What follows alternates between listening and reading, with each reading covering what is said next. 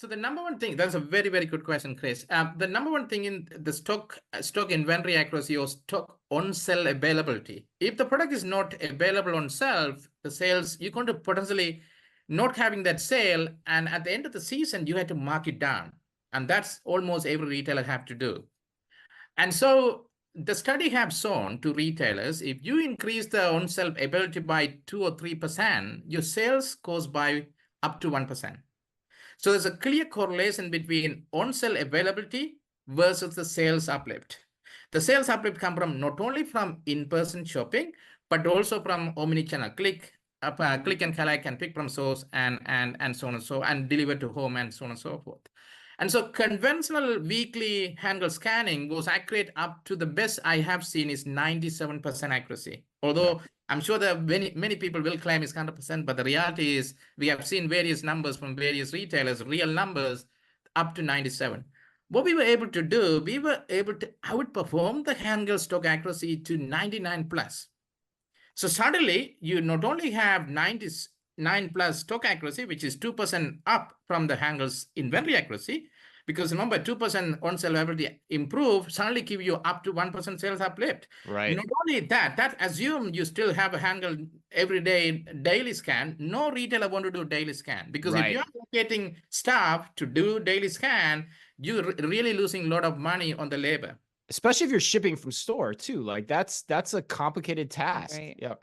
Exactly. So the number one things that all these retailers wondered, can we really get that sort of 98 to 99+% stock accuracy within 1 hour or within sort of near minutes time, so that you can truly ensure that the on-sale availability and refurnishment. So if an item gets sold, you are constantly refurnishing the item in the stock room, in the sales area from the stock room, because they know they have the item in the stock room. They simply don't know when to put that in the on-sale, in the shelf, if you see what I mean. Mm-hmm. So the on-sale availability and refurnishment is the number one use case they were trying to tackle, moving away from the weekly manual scan to a almost near real-time inventory scan. And Sabesan, what does that look like in terms? I mean, you mentioned like it can take 12 months to get the ROI on some of the handheld readers. Like how is that changing as you get more accurate and you have more product to sell because you have better visibility to what's on your floor or in your back room?